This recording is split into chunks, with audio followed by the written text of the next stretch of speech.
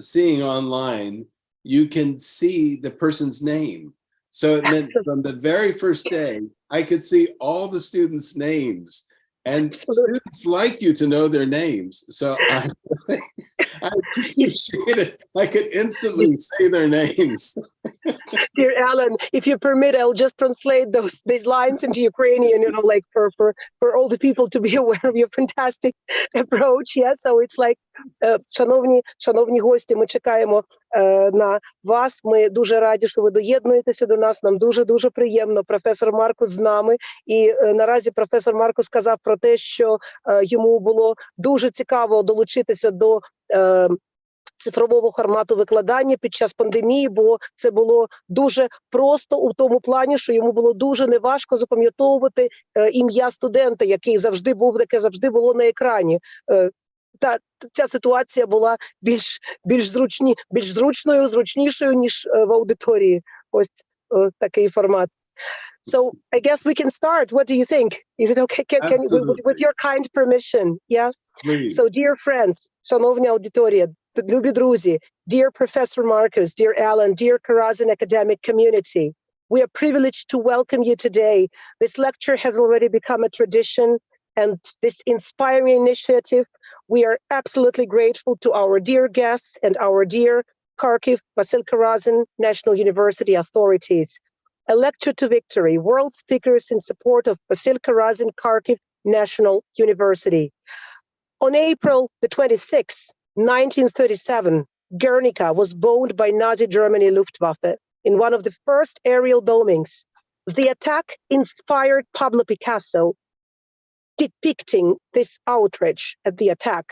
Later on, in occupied Paris, a Gestapo officer barged his way into Picasso's apartment, pointed at a photo of the mural Guernica, asking, "Did you do that?" Pablo Picasso replied, "No, you did that." As we may well presume, this piece took no small amount of boldness.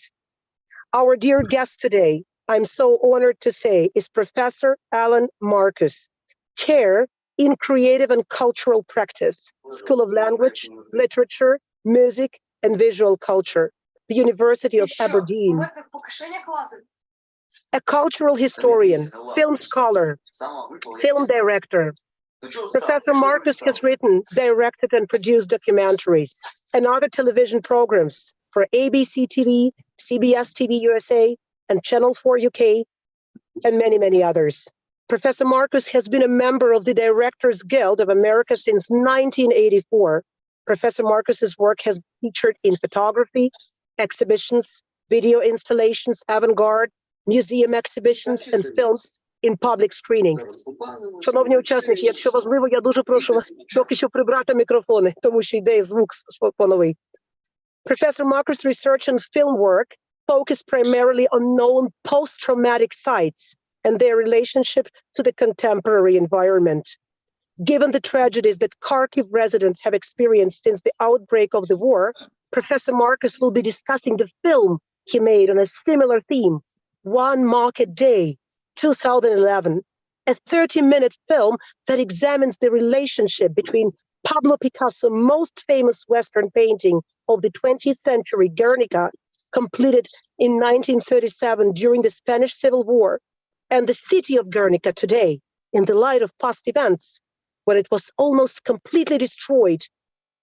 The lecture topic that Professor Marcus has kindly suggested is Bearing Witness, representing a post-traumatic site and the promise of peace, Kharkiv and Guernica. During the lecture, Professor Marcus is going to compare the city of Kharkiv to the city of Guernica, referring largely to the painting by Pablo Picasso. The lecture will be the fourth within the series of lectures of Vasil Karazin Kharkiv University Initiative. And now I'm very happy to step down in favor of our honored professor, Dean of Philosophy School, Doctor of Philosophy, Chairman of the annual Kharkiv International Skavardinsky Readings, Chairman of the Organizing Committee of the annual International Scientific Conference of Students and Postgraduates, Kharkiv Student Philosophical Readings, the author of more than 100 scientific publications and the holder of many awards in educational and scientific domains. And I feel very privileged to say the beloved, улюблений lecturer of all the students of Kharkiv Aberdeen National University, Іван Васильович Карпенко. Шановний Іване Васильовичу, це честь мати вас з нами сьогодні. Вам слово, будь ласка. Дуже вдячна вам за вашу присутність. Та ви що? Ей, ти де? Може, не... Іван Васильович? Чи ви з нами? Пропонуємо, щоб привітання від декана соціологічного факультету Олени Мурадян. Просимо шановну Олену Сергіївну Мурадян, шановного декана соціологічного факультету.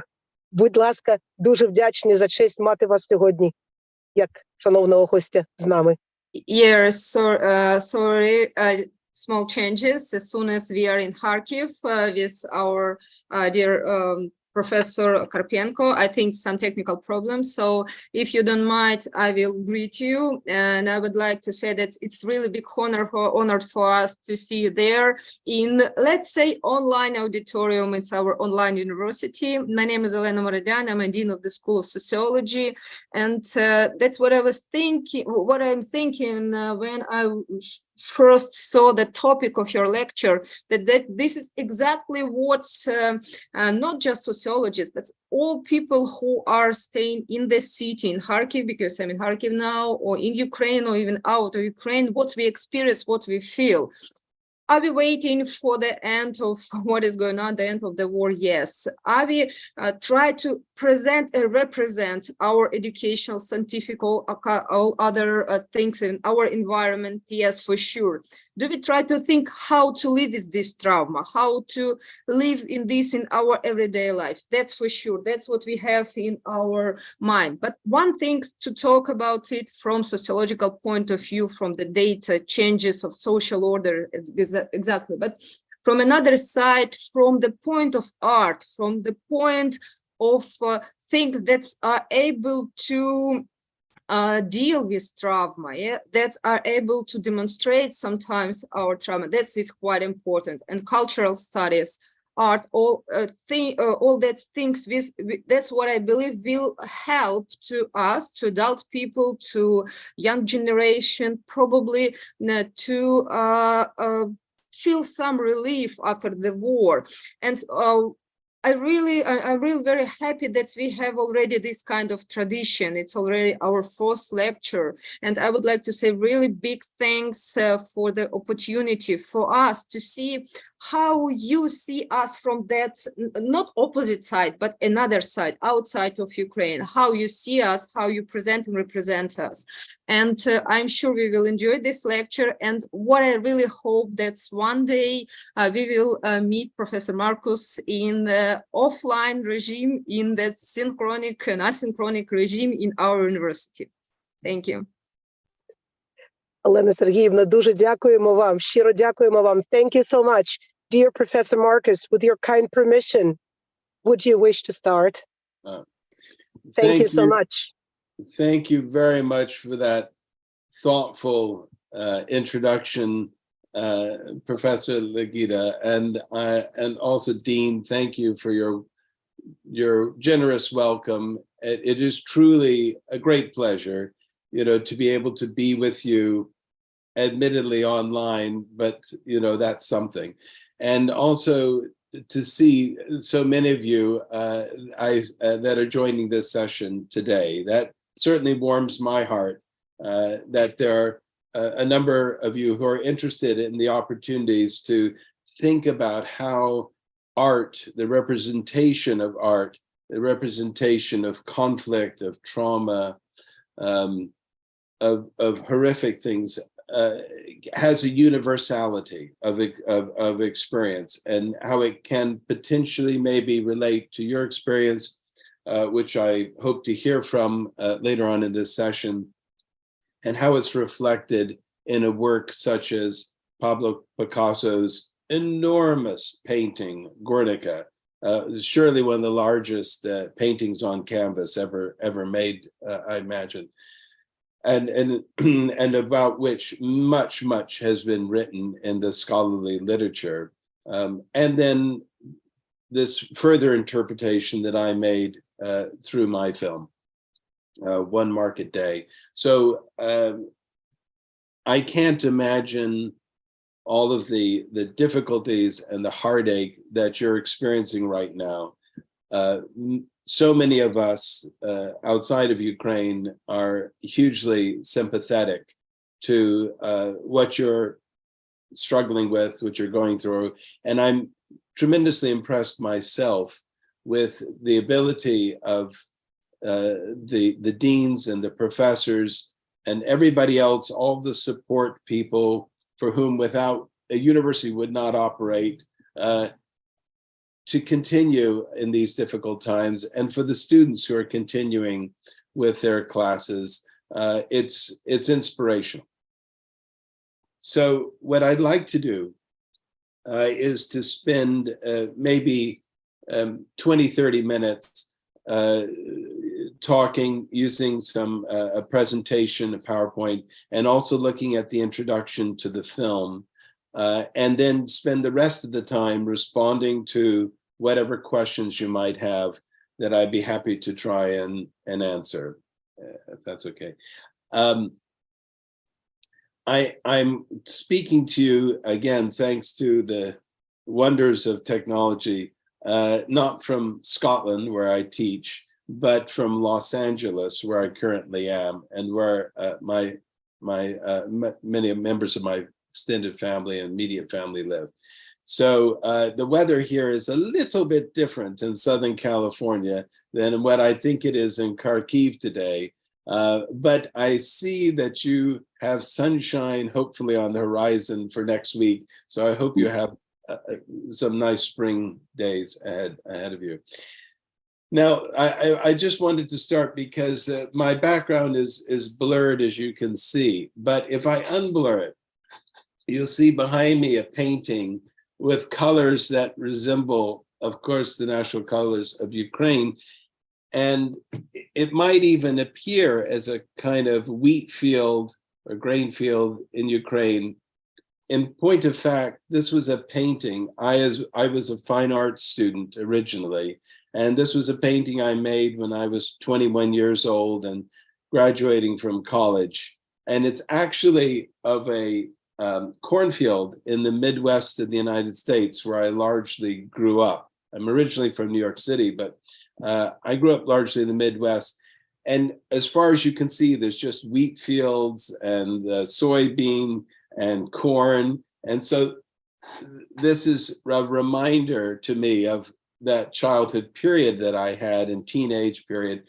But it's also interesting in terms of where we are today and the prominent role that Ukraine has taken in many of our thoughts. So, Dear Alan, would you permit to sum up what you've said, if it's possible? Thank you so much. Thank you so much. Sorry. Професор Маркус, шановні друзі, професор Маркус сказав про те, як представлення мистецтва набуває на сьогоднішній день універсальності. І саме про це він буде казати, коли буде апелювати до картини Пабло Пікассо як віддзеркалення цього процесу. Багато написано про цю картину, багато вже інтерпретовано, але професор Маркус буде намагатися робити інтерпретацію через фільм.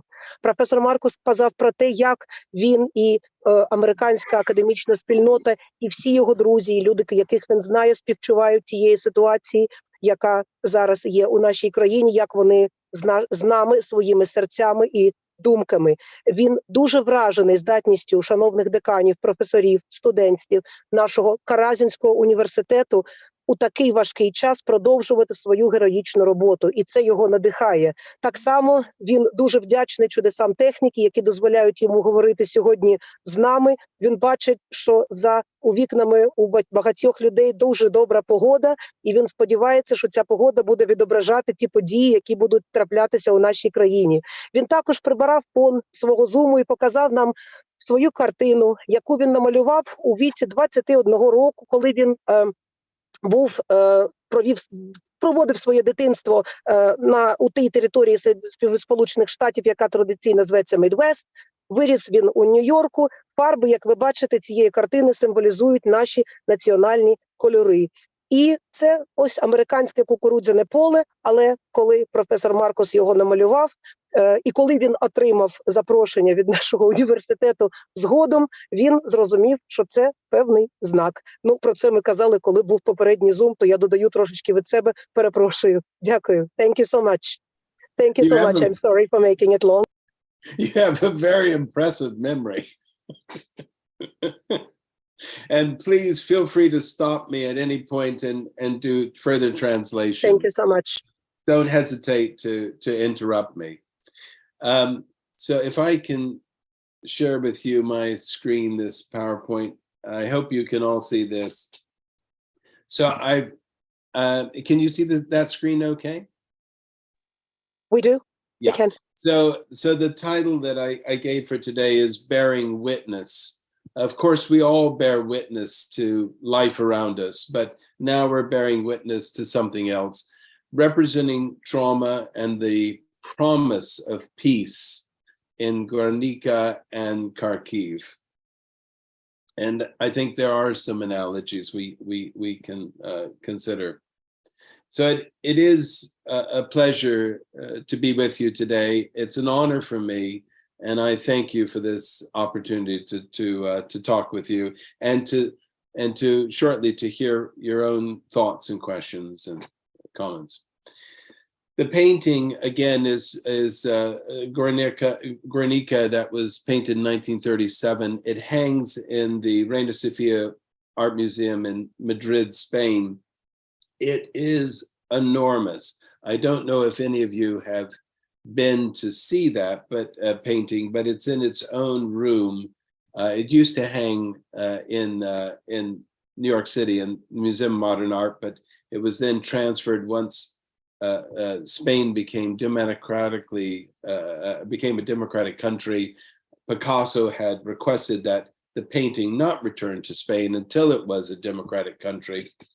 And it's an intriguing painting, not only because it's so enormous, but also because of this contrast. It's painted in black and white, which is kind of unusual. And this was an attempt to imply a kind of realism, like a photograph. But as you can see, it's an abstract painting. These are abstracted forms. Yes, we can make out there's a horse, there's a bull, there are women who are in pain, there are some flames. So it's not entirely abstract. We can decipher forms. We can see a light bulb there. But nonetheless, it is not like a photograph. It's not absolutely realistic. And yet the black and white paint implies a certain realism. And this is the artist Pablo Picasso, was certainly one of the most famous artists of modern art, who lived in a nice long life. This is what the town Guernica looked like after the one day in which the bombs fell on this city, the center of the city. It was absolutely devastated, destroyed, and a great tragedy. So Picasso, yeah, of course. Thank you so much. Thank you so much. Thank you. Шановні колеги, професор Маркус буде сьогодні розмовляти про картину Герніка. Для нього це честь бути з вами, почути ваші питання. І наразі ця картина знаходиться у музеї в Мадриді, в Іспанії. Вона абсолютно неймовірна. Колись вона зберігалася у музеї у Нью-Йорку. Вона висіла там у музеї сучасного мистецтва. Це досить інтригуюча картина з точки зору професора Маркуса, бо вона є дуже нетиповою. Вона презентує певний контраст чорного і білого. І це спроба аплікувати певний реалізм. Але, тим не менш, ця картина залишається абстрактною формою. У той самий час ми можемо розпізнати певні об'єкти, наприклад, жінку, корову, але у той самий момент, з точки зору професора Маркуса, це є поєднання абстракції і реалізму. Наразі ви побачили фото по-перше, вам був представлений Пабло Пікассо, по-друге, місто Герніка після звірської атаки, яка була здійснена німецьким Люфтваффе. Дякую. Thank you so much. Thank you. So Picasso's painting, just the bare facts again, was made in response to the aerial bombardment on the 26th of April, 1937, of the Basque town of Guernica. Guernica is the Basque pronunciation and spelling. Otherwise, in Spanish, it's called Guernica, and that's what the rest of the world knows it as Guernica. During the Spanish Civil War, where the aim was to destroy a symbolic, historic town, a 600-year-old town, in a single day by mass bombing. The day that was chosen was Market Day, which is on a Monday. It still is on a Monday. That's when I filmed. It was on actually 2 market days in order to get enough footage. And was chosen to ensure the maximum number of people would be in the town, because the town's population almost doubled on a market day. People come in from the countryside and the surrounding villages. The town was, relatively small. I think it was about 7,500 people. It's about twice that size, a bit more than twice that size today. So they chose Market Day in order to inflict greater casualties, but also to have more people witnessing the bombing that took place, this ability to completely destroy a town in a single day. The objective, sorry, go ahead. Thank you so much. Thank you so much. Професор Маркус продемонструє місто Герніка, яке підверглося бомбардуванню під час війни. Це був базарний день, це був понеділок. У місті Герніка досить понеділок є базарним днем. І понеділок було обрано саме для того, щоб здійснити вбивство більшої кількості людей у цьому місті, щоб отримати найбільшу кількість жертв і одночасно для того, щоб отримати найбільшу кількість свідків, які бачили, які зверства можуть бути скоєні і як можна здійснити бомбардування всього міста і руйнування всього міста за один день.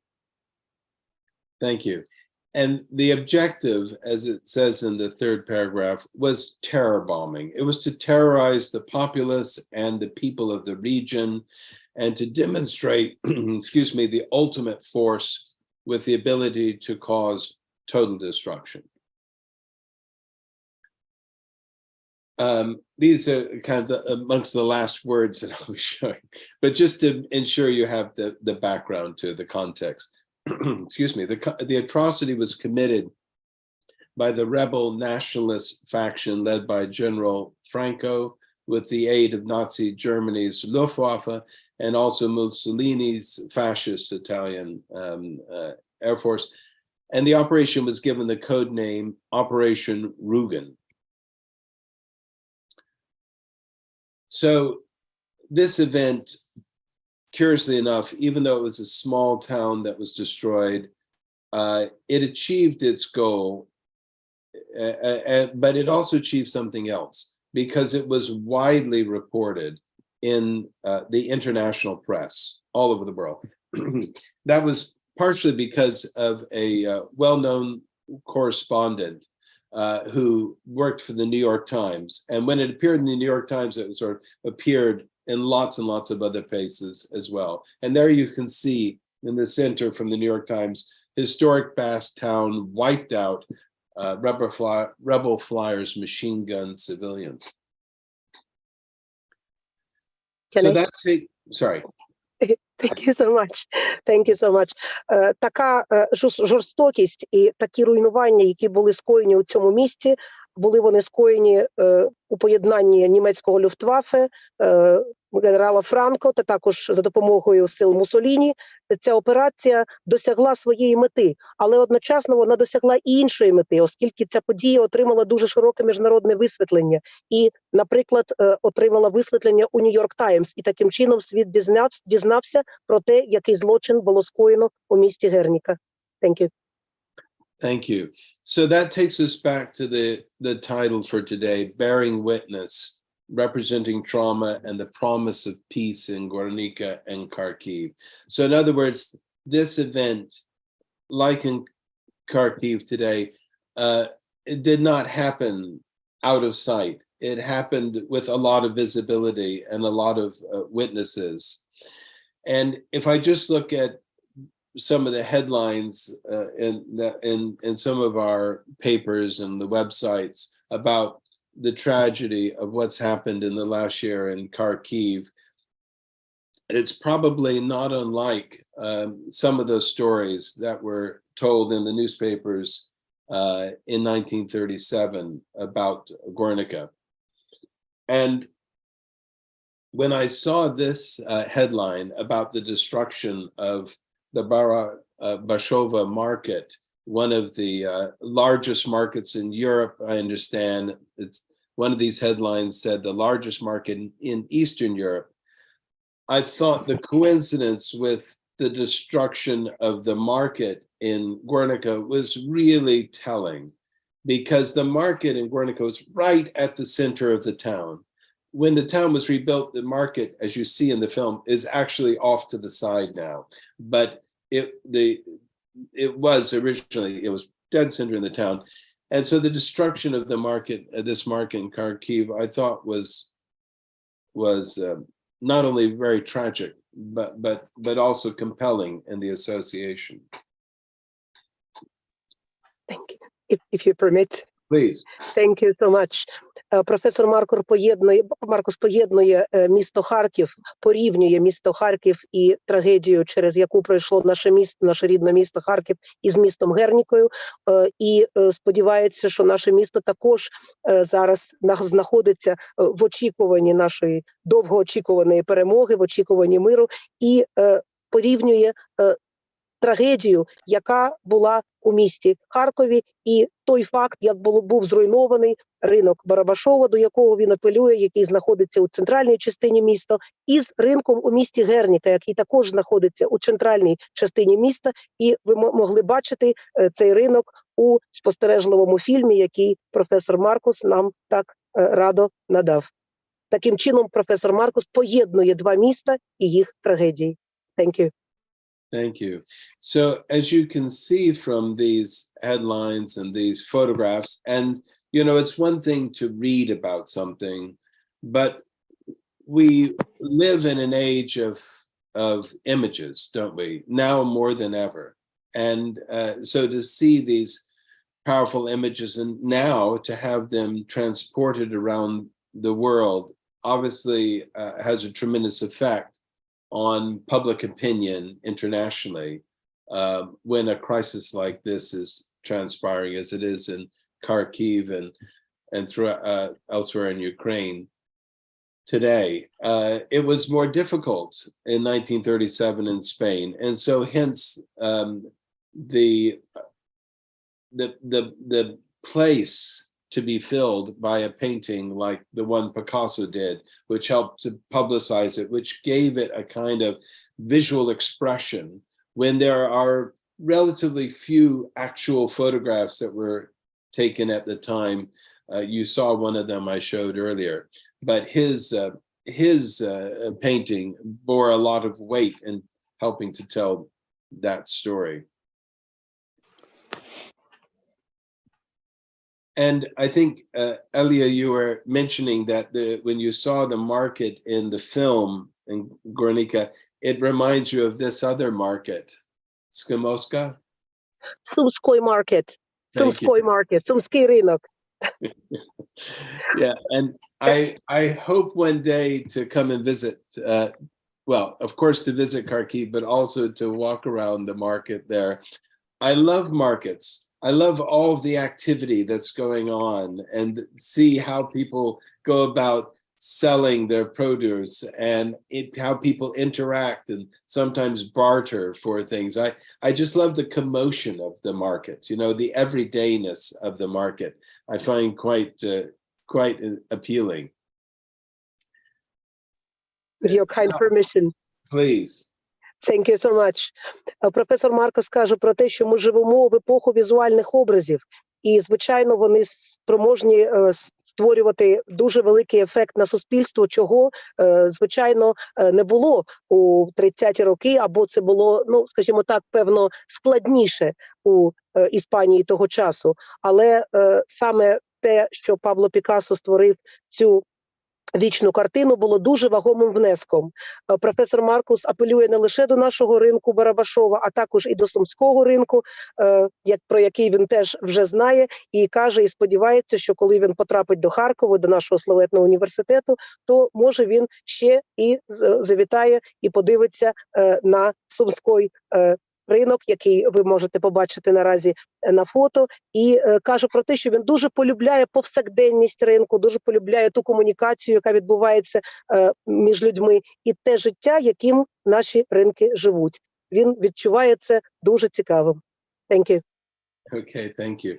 And then when we saw images, that were broadcast about destruction to the university, here the Faculty of Economics, last year in March, a year ago,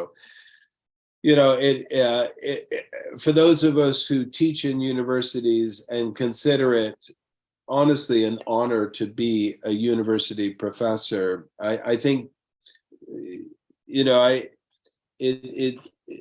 it may sound silly, but it seems almost as if, for what we do as teachers, that there's such a benefit, a pleasure of interacting with students, that it seems odd to be paid for it. But of course, we need a salary. We do need to be paid. But it really is a pleasure and an honor to be a teacher in the university. And so to see the destruction of another university's campus is horrifying.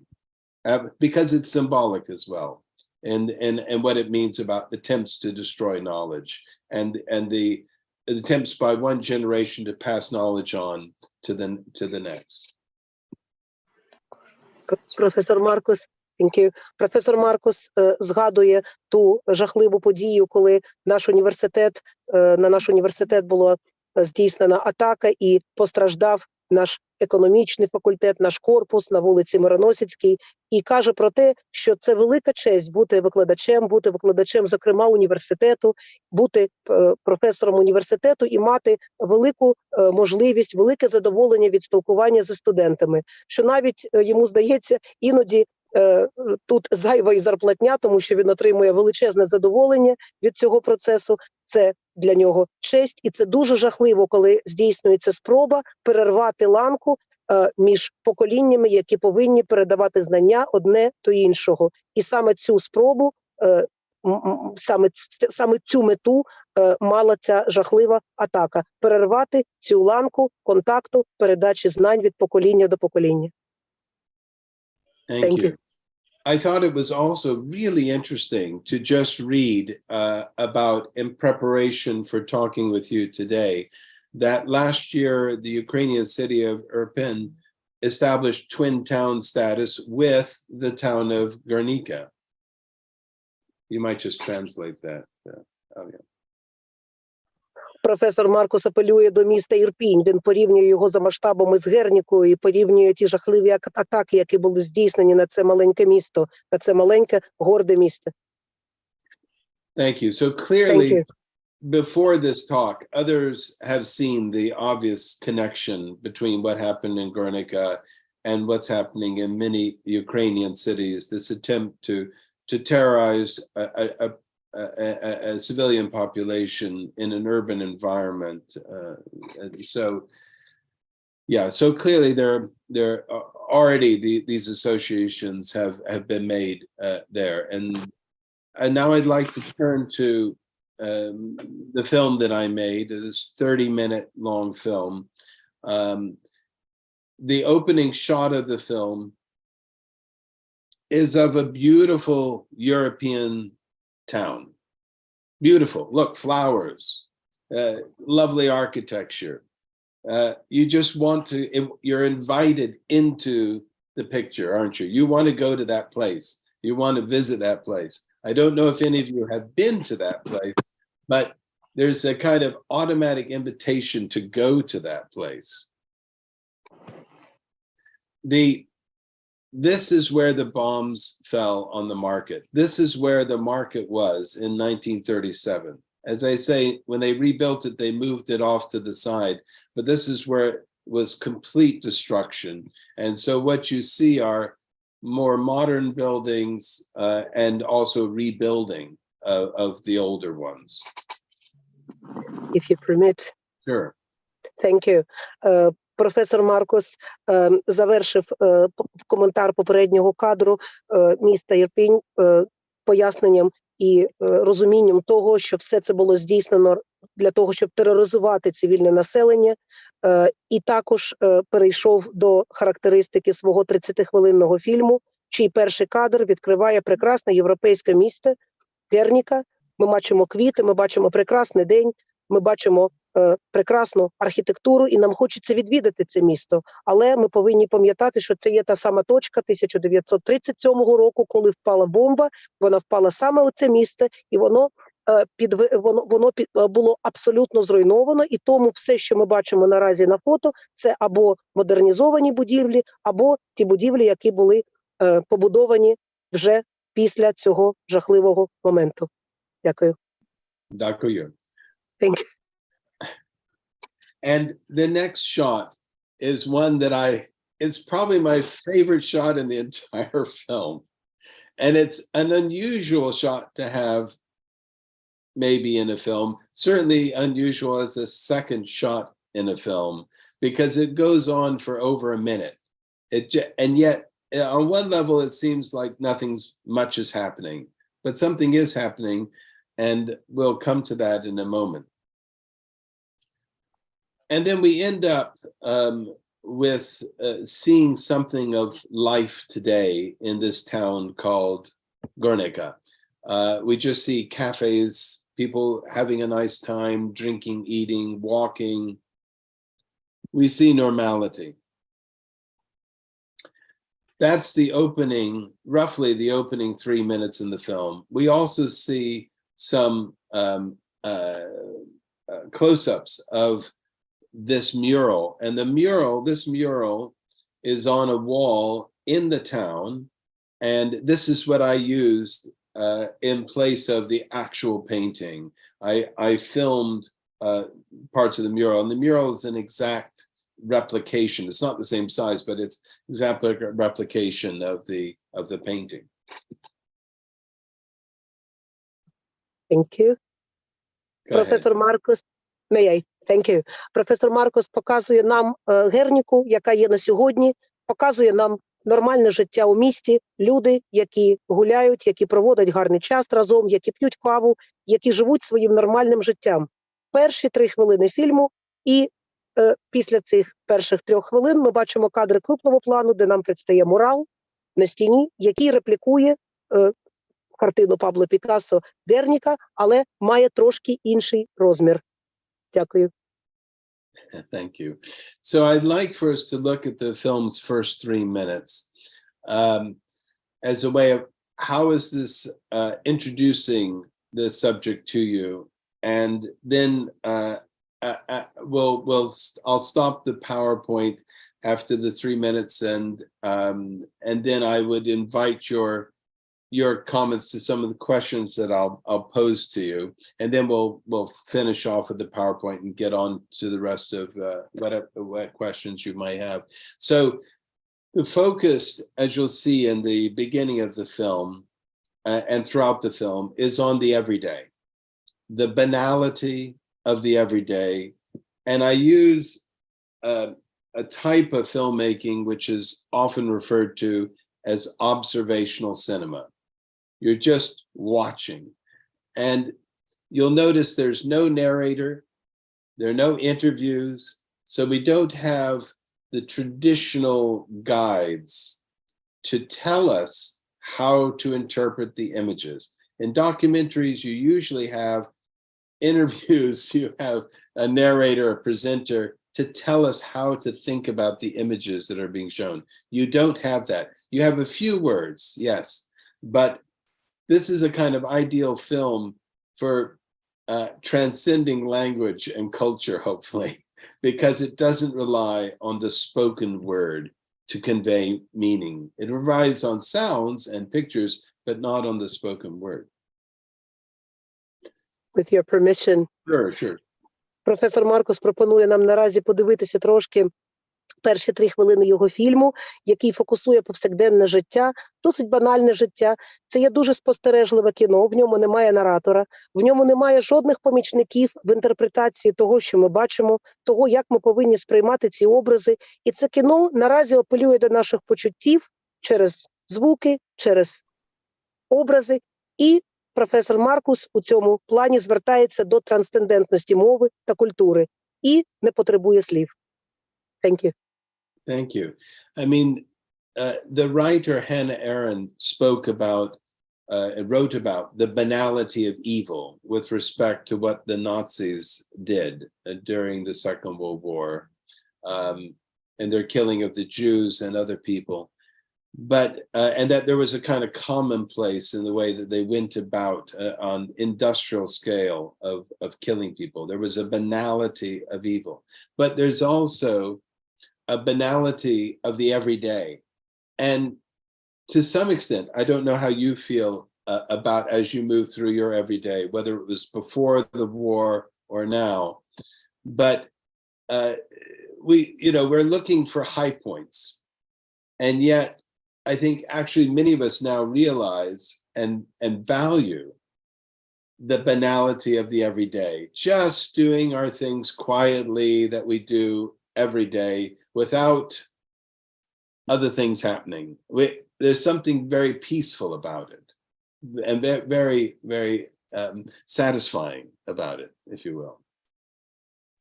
Thank you.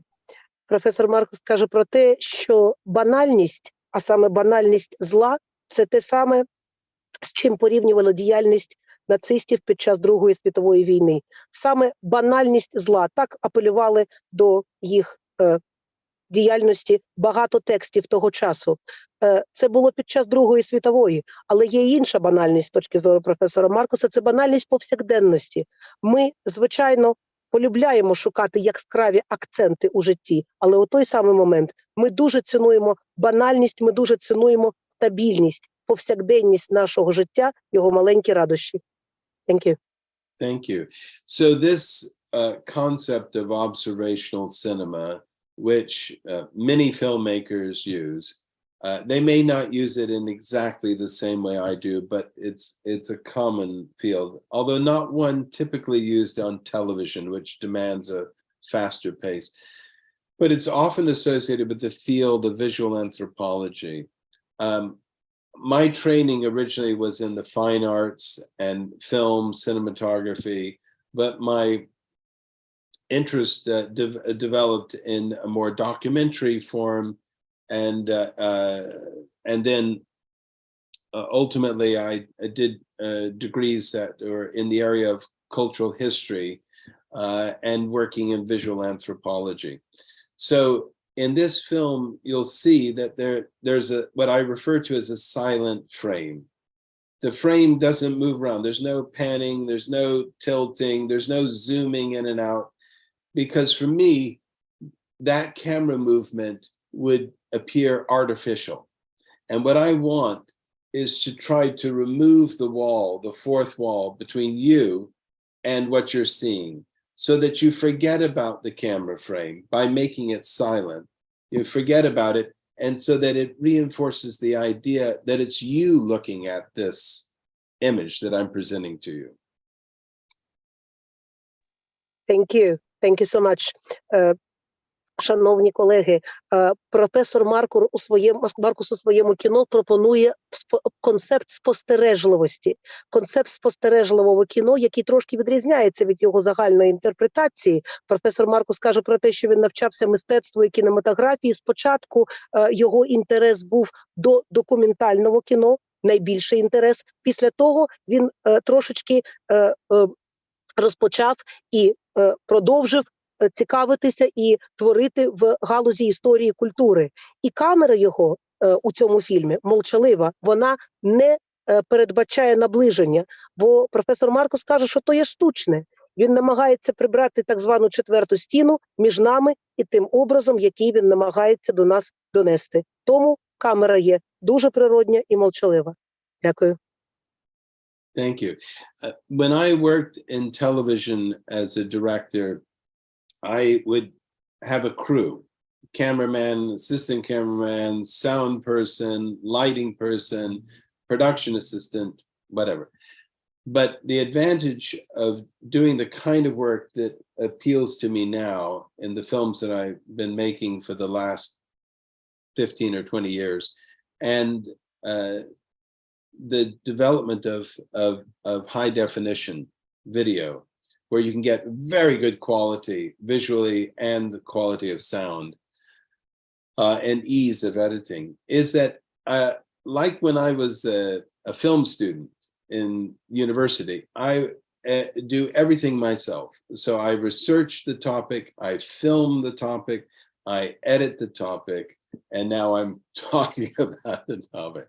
So there's something quite luxurious about that I'm not reliant on other people to try to tell the story. I can see it through myself, through the camera lens, record it, and then find a way of a narrative frame to tell the story, hopefully in an aesthetically interesting and way as well for me. And you'll notice too that there's only natural sounds augmented by sound effects. There's no non-diegetic music. In other words, no music that comes from a source that's not recognized. So yes, if you see someone playing the guitar, you hear the guitar. But I don't have music playing in the background the way you would have in traditional televised documentaries, because it's artificial. And I don't want to introduce something which draws your attention to the artificiality of the process. Because of course there is a artificiality, even the way I do it. It's, you know, I am documenting, I'm editing it together, but I'm trying to take away those overt aspects of artificiality so that it is more, has the immediacy of just, hopefully you, the viewer, experiencing, witnessing it without being aware of the artificiality. Thank you very much. Коли ми будемо дивитися цей фільм, ми побачимо, що, звичайно, він відрізняється від тих часів, коли професор Маркус працював на телебаченні з командою. Звичайно, це була дуже цікава робота, але є перевага у роботі самостійній, коли він може створювати відео дуже високої якості, картинки, звуку, образу. Це ніби нагадує йому роботу студента, коли він редагував сам, обирав сюжет сам, працював над ним сам і також доповідав про нього сам, як і робить він зараз з нами сьогодні. Він каже, що це певна розкіш. Він обирає сам наративні межі, наративну рамку для свого фільму. Він обирає сам його естетичну наповненість. Він обирає лише оригінальні звуки. У цьому фільмі немає штучної музики, немає фонової музики. Там можуть бути гітарні звуки, але це тому, що хтось у місті грає на гітарі. Тобто у цьому фільмі професор Маркус намагається позбавитися штучності. Звичайно, монтаж, редакція, режисерська – це також певна штучна рамка, яка накладається на фільм, але він намагався її мінімізувати, щоб ми отримали щось повністю оригінальне. Thank you. Дякую. So, with your permission, what I'd like to do now is to leave the PowerPoint and to go to the film and look at the first 3 minutes. I won't be saying anything. We'll just watch the film. Now, you won't be able to maybe hear the sound perfectly, but that's okay. There's not a lot of sound in the beginning, and for those who are interested to do so, of course, I provided the link for viewing. So afterwards, you're free to, of course, to look at the film again or for the first time or whatever, and hear the sound, because the sound of any film is probably half the power of the ability to tell the story. So the sound is critical. Even without adding music onto it. By the way, I love music. I love playing the piano. So it's not that I don't like music. Okay, so I'll play the first 3 minutes, and I'd like for you to think about some of the things I've just said, and then I'll we'll pause for your comments after this introductory clip of the film. Професор Маркус пропонує подивитися фільм. Перші 3 хвилини ви будете чути, може, не дуже голосно ці звуки, але професор Маркус надасть і вже надавав лінк до цього фільму. Може, хтось захоче його передивитися або вже передивився. І він наголошує на тому, що 50% цієї сили, яку передає фільм, того знання, того апіл, який він надає публіці, це через звук. І це можливість розповідати історію через ось такий нештучний звук. Дуже дякую. Thank you. And so now, Alia, can you just see that? Only see the film? Yeah, I can. Not the I can. PowerPoint, One more just day. the film. Yeah. Okay. Okay. So we'll play the first 3 minutes. Thank you.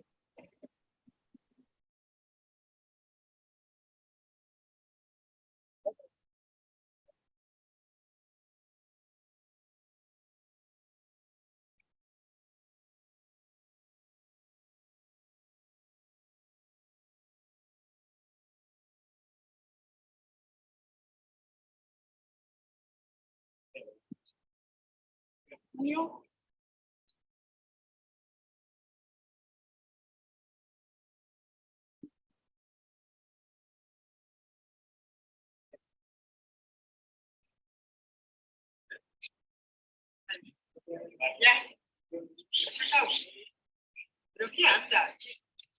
Otra. ¿Qué estás haciendo?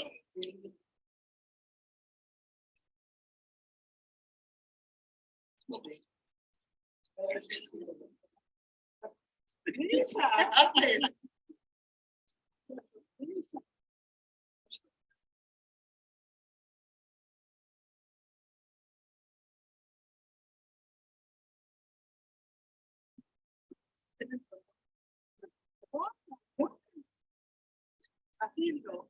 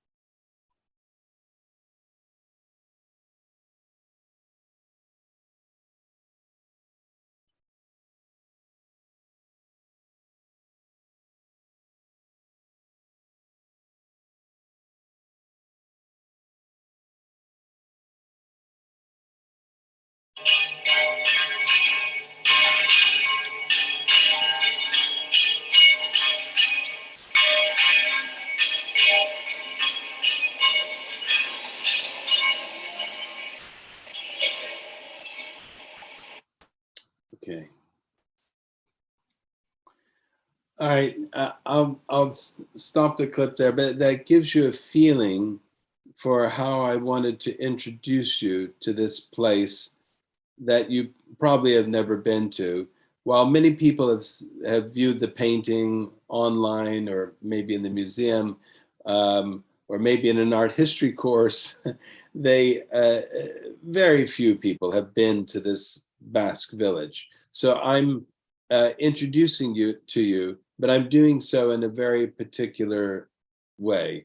And I would invite, we can take a pause in the PowerPoint and I'm delighted to take whatever questions you might have about how does this make you feel? How do you relate to this opening? And also this very curious shot of the people posing in front of a tree that goes on and on and on and on. Please, your questions or comments.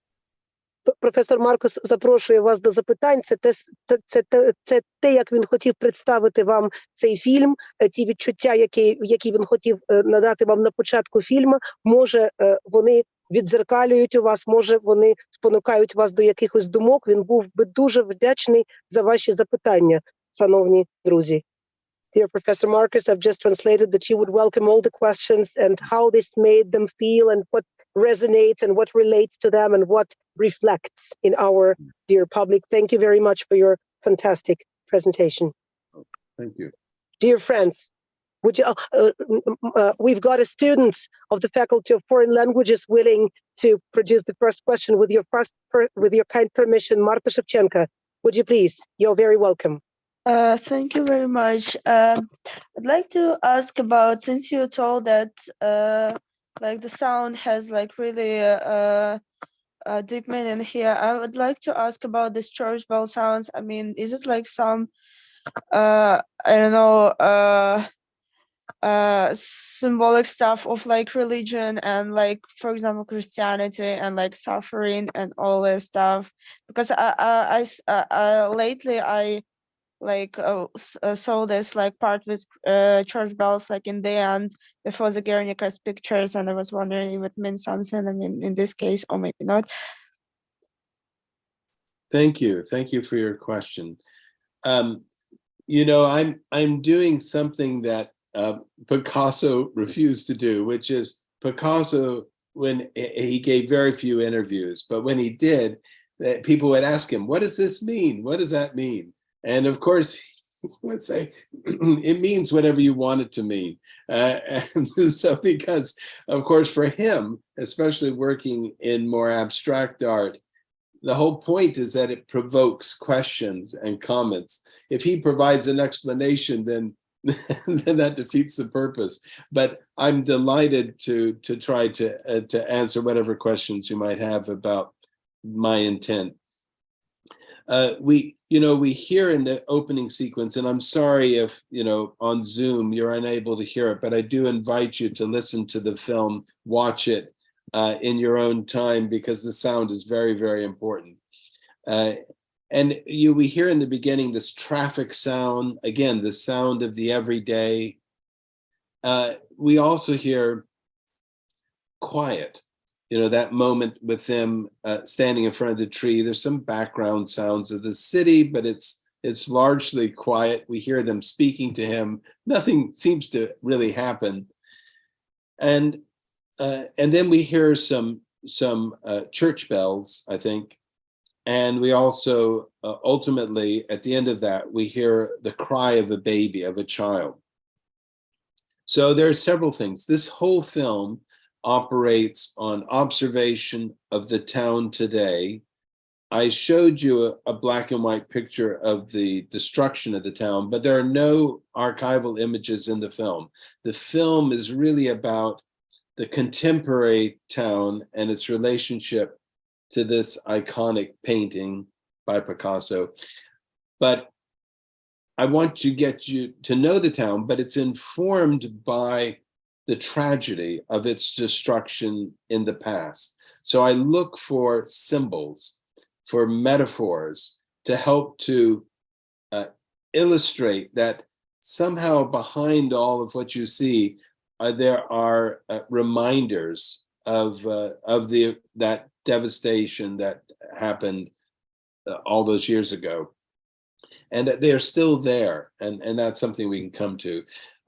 Even though most of the people from that time are no longer alive, but of course there were some when I made this film 12 years ago, as you see in the film, some of the older people.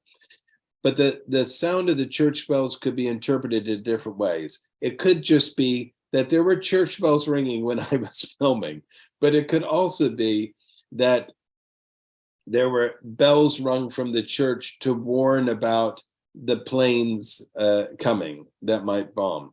There could also be that the bells we hear today were silenced by the bombing because of the destruction of the towers, the bell tower, by the bombing, so that they're ringing once again. So that something we take for granted about bells ringing in a town actually suggests a kind of rebirth, a renewal, and a renewal of the everyday.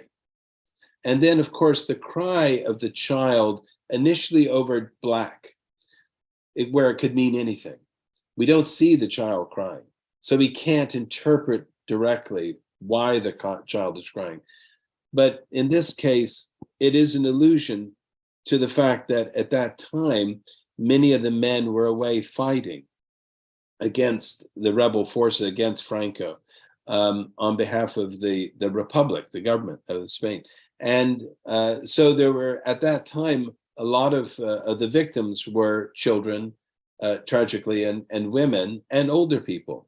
And so it's one of the reasons why the film makes reference to that, as indeed Picasso's painting does, with the depiction of the dead child. So that cry it's a normal cry. It was just some child who happened to be crying while I was filming. But I tried to use it as a metaphor, an allusion to what transpired, how it's more than just a crime.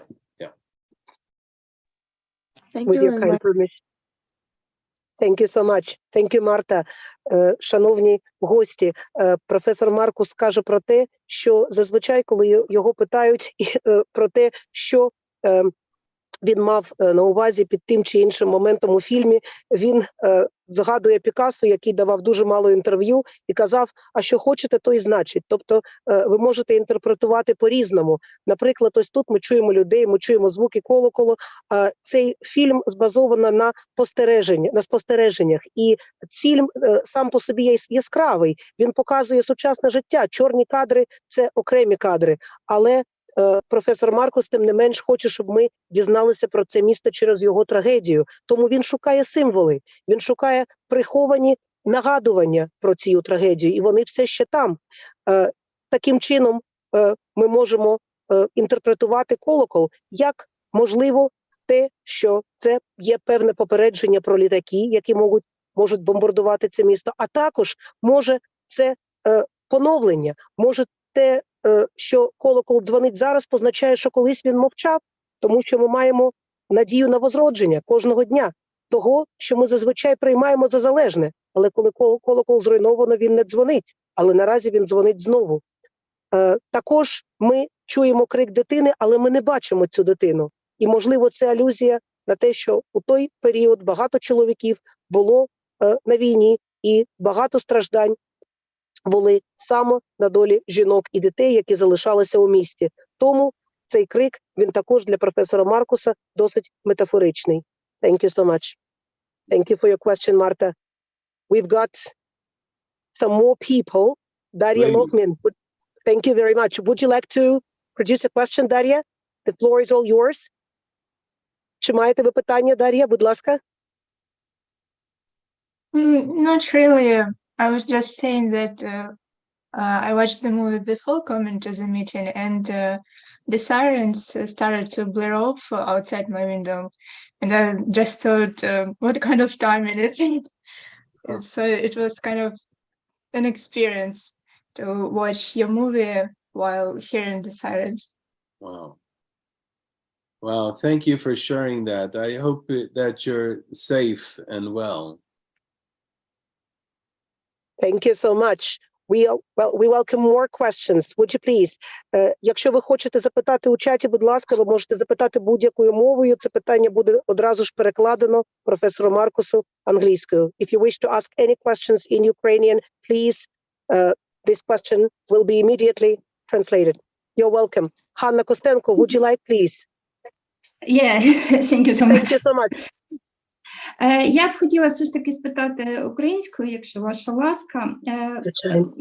Професор, ви казали про банальність зла.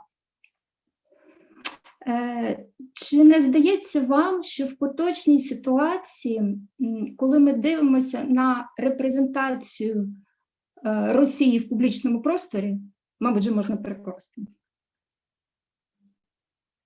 The question is about the banality of evil.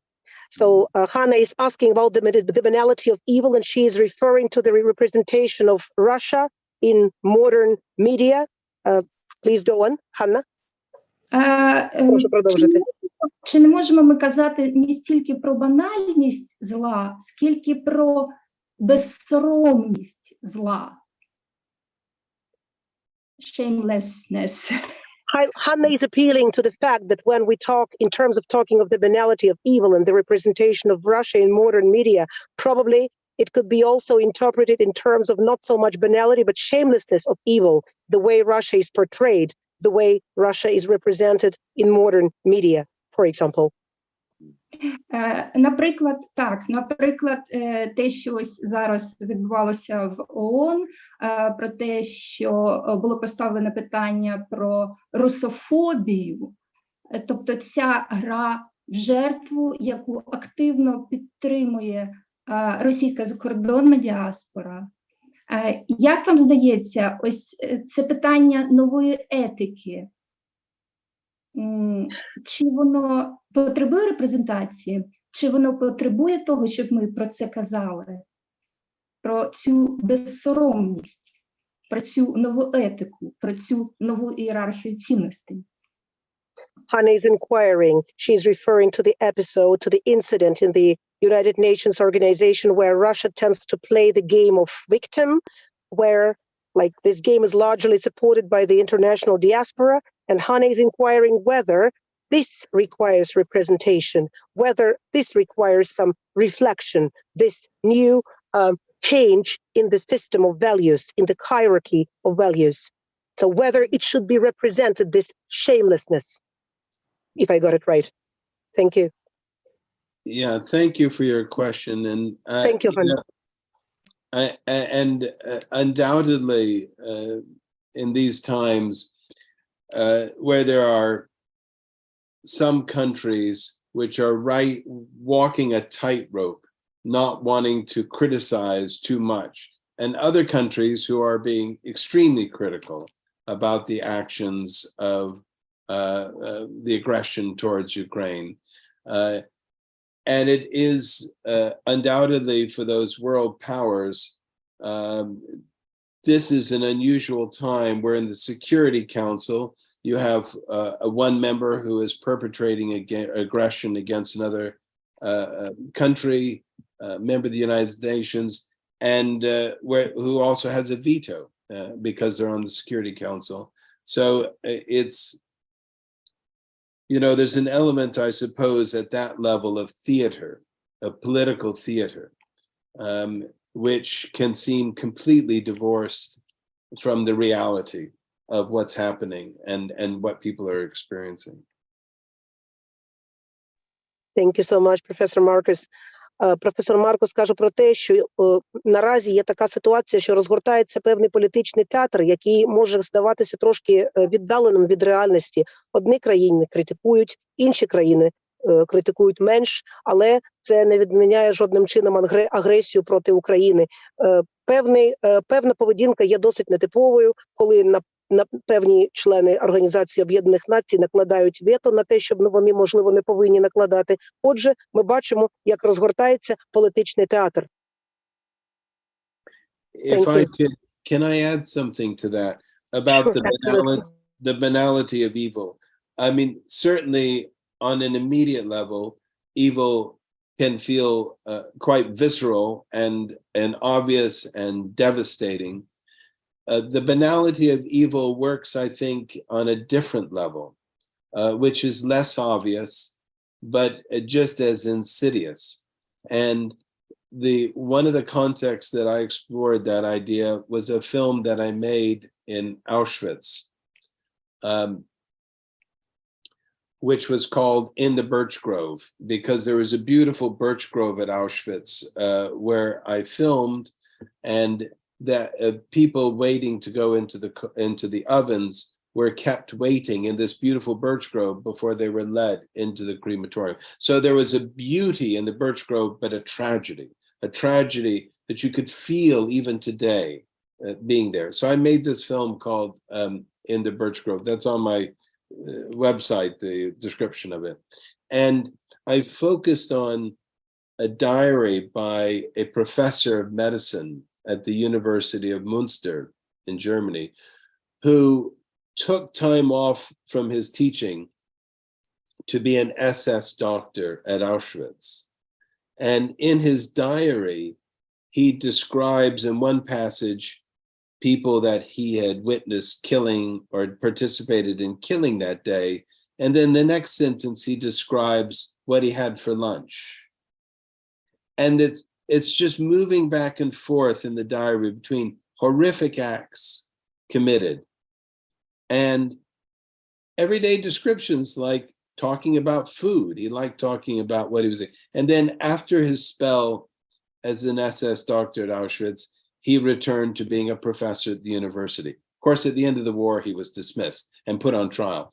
But it was that, the banality of evil, that here in his diary, you can see it. You can see it in the way in which he doesn't tend to distinguish between talking about what he had for lunch and his participation in killing people that day. Professor Markus хотів би відповісти. Thank you so much for this answer. Sometimes hard to speak because it's so emotional. Професор Маркус розповідає про те, що банальність зла, вона зазвичай не така очевидна. Вона може бути на досить імпліцитному рівні. Він згадує, щоб навести приклад банальності зла, контекст концентраційного табору Аушвіц-Біркенау, де у Березовій рощі наразі люди чекають своєї черги для того, щоб роздивитися, що робилося у крематоріях. І професор Маркус знайшов у німецькому місті Мюнстері щоденник професора медицини, який у час Другої світової війни відійшов від своїх викладацьких справ і спрямував до концентраційного табору Аушвіц-Біркенау для того, щоб брати участь в експериментах над людьми. І у своєму щоденнику ці записи з приводу його експериментів і ці пояснення межували з описами того, що він мав на обід і на усі інші щоденні трапези. І ось у цьому саме професор Маркус вбачає банальність зла, коли людина не розрізняє такі жахливі події і пише свій щоденник таким чином. Звичайно, після закінчення війни цього професора звільнили, але це не, на жаль, не відміняє той факт, що він робив такі речі і залишив такий щоденник. Thank you so much. Yes. Thank you so much. Do we have some other volunteers? Do we have some other dear members of our audience who would like to put a question? Шановні гості, будь ласка, шановні каразінська спільнота, прошу вас до ваших запитань. If you wish, I would be very grateful. Шановний Ігоре Олександровичу, професор Гірка, декан фізико-технічного факультету, дуже дякуємо вам за вашу присутність. Це честь для нас. Thank you so much. Dear colleagues, dear Professor Markus, I had the following question, but probably your last speech have answered it. My question was about the following. You make a film, you make a movie, but you do it not for yourself. You do it for those who will watch your movie. And in this respect, I'm very, very, very interested in how watchers, how people in Russia can or will or would accept your film. You see, it is not about their city, despite you can surely find some examples also in the territory of modern Russia. And the most question which I could not answer before was how can these people endorse the war? Especially Kharkiv is the most close city to Ukrainian-Russian border. And a lot of my friends, my classmates, were originally from Russia. Many of them are living now in Russian Federation. And how can, and in my opinion, just the last your small talk is about, it is usual for them. They do not distinguish what is good and what is bad. And they say that we are brothers. And the conclusion is that they should kill us. In my head, in my opinion, these categories cannot be mixed. But it appears that it can be. Excuse me. Thank you so much. Thank you so much. Thank you. Thank Professor you. Marcus, would you please Yes. kindly respond? I will translate everything afterwards. Yes, thank you so Thank you. much for your question. And if I can answer in two parts. The first is, of course, my sorrow for what you're going through and unimaginable times that nobody should go through. And I'm so sorry for that. The second thing is, actually, I make these films for myself because it's deeply personal. And what I'm trying to do with each of these films, I made a number of films about the Holocaust. My part of my family is Jewish from, and indeed from Odessa. My step-grandmother, Hattie, was from Odessa and immigrated to Montreal, Canada in the early 1900s. I have other family, though, who died in the Holocaust, who were killed. So one of the reasons I make the film is so that I can try to understand why these things happened and how do we interpret these places where bad things happen, traumatic things happen, how do we interpret them today? How do we make sense of them today? And so I focus on the contemporary as informed by the past, but the film is a way for me to try to understand it and through thinking about it. And so I just finished a film that took me 7 years to make. It took a lot of thinking about it. And I'm very pleased to have just finished that film on a completely different subject. But of course, I am pleased to share the films with other people. And if it works for them, if it resonates, great. If it doesn't, that's okay too.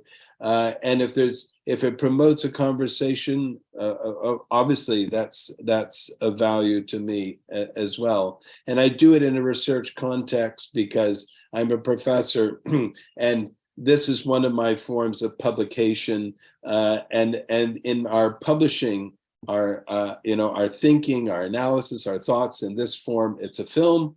We're inviting comment, we're inviting a dialogue and discussion. Maybe you just translate that and then I'll answer the second part. Thank you so much. Шановний професор Гірка спитав шановного професора Маркуса, розповівши йому про свої міркування з приводу того, як, на думку професора Маркуса, сприймають його фільми у Росії. Тому що, хоч це і не про їх міста і певні регіони, але там теж можна знайти у цій країні такі міста. Як вони можуть схвалювати, маючи статус друзів, людей з України, маючи родинні зв'язки, як вони можуть, це не вкладається в голові, як вони можуть схвалювати те, що вони кажуть, що ми брати, але ми вас вбиваємо. Ось це просто не підлягає жодному аналізу та розумінню. І професор Маркус відповідає на це запитання і каже, що він, звичайно, робить ці фільми, по-перше, для себе, для того, щоб зрозуміти самому, як ці посттравматичні міста, що вони передають, тому що частина його фільмів, частина його фільмів присвячена тематиці Голокосту, частина його родини має іудейське походження, вони жили у Одесі, після того вони емігрували у Монреаль в Канаді, і коли професор Маркус має можливість робити ці фільми, він сам для себе щось пояснює, і ці події, які були далекі від нього, вони становляться близькими, і зазвичай це стимулює дискусію, бо, по-перше, він дослідник, він професор, і це його форма діалогу, який він пропонує, але перш за все він хоче зрозуміти щось для себе. Thank you so much. Thank you. And if I can respond to the larger point that you're making, how can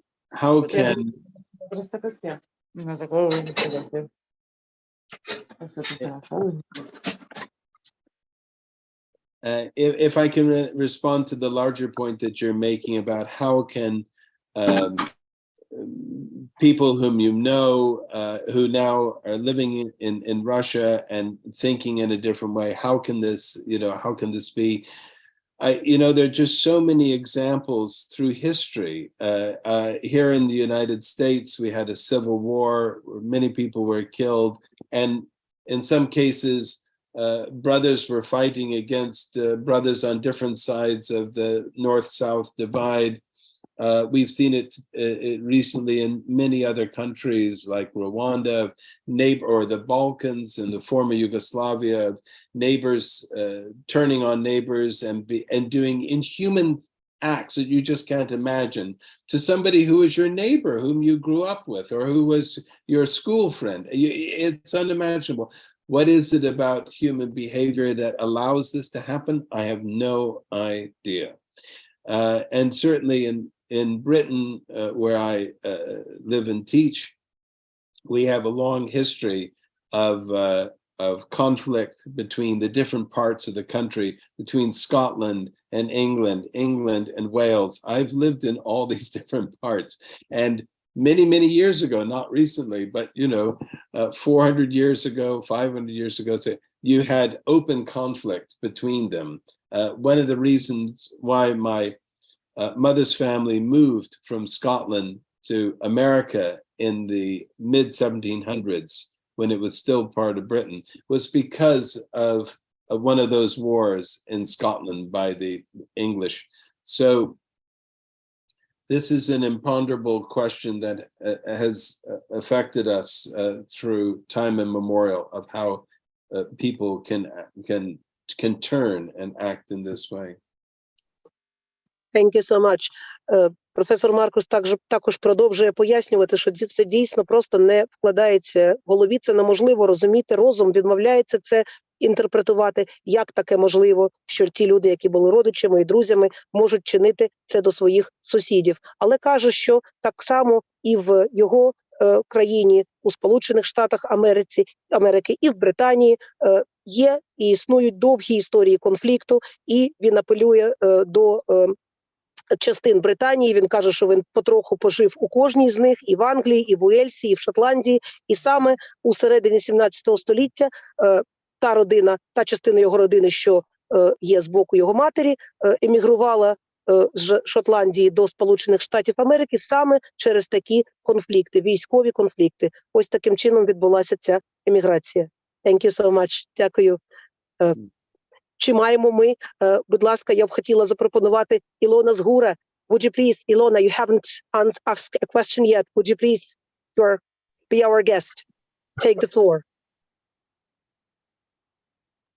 Ілоночка, ми вас запрошуємо. Yeah. Excuse me. I wanted to ask about the Oscar. Have anyone asked you this question? About the Oscars? The Oscars. Yeah, the Oscars. What's your question about the Oscars? I wanted to ask you, because you aren't silent about the genocide, about the war in Ukraine, and how did you react that Navalny got an Oscar for his movie? I just wanted to ask you because I think you, as a filmmaker, you can relate to this, like to this program, or I don't know how to call this a show. Mm. I just wanted to ask you, how did you react to this? Yes, thank you for that Thank question. you. I admit that I didn't watch the Oscars this year. It's very long, so I can't comment. I don't vote in the Oscars. I vote in the award ceremony that takes place shortly before the Oscars. It's for the Directors Guild, and usually when we vote in the Directors Guild, the person who wins the award that year for Best Director goes on to the Academy Awards and wins the Oscar for Best Director in the film. But I thought this was a kind of strange year for those films. I didn't really warm to, I don't think, any of the films that were up for the awards, including, yeah, I won't mention them, but I'll be discreet. Професор Маркус, thank you, відповідає, що зазвичай режисери голосують, він не дуже вдається у ці деталі, не дуже дивиться цю програму, але, в принципі, ця процедура спочатку таємне голосування, після того передаються результати, людина отримує свою винагороду і її отримує на сцені. With your kind permission, I would like to voice the question from the chat. It was from Victoria Sechova. Dear professor, in your lecture, you compare the events in Guernica and Kharkiv. The events of the 1930s are the Spanish Civil War. Russian aggression is taking place in Ukraine. How do you perceive Russian-Ukrainian war, if it's possible? Thank you so much. Well, you know, I unfortunately, I've never been to Ukraine. I've never been to Russia. I have traveled to many places in the world, but I haven't been to either country. I think like most people, as you can tell from the support across Europe, all of the EU and the United States, there's a very strong support for Ukraine, material support, and also a strong humanitarian allegiance. And so I feel similarly, it's horrifying to me that you know, that this form of aggression could be perpetrated against another people, and I think everyone I know feels the same way, and feels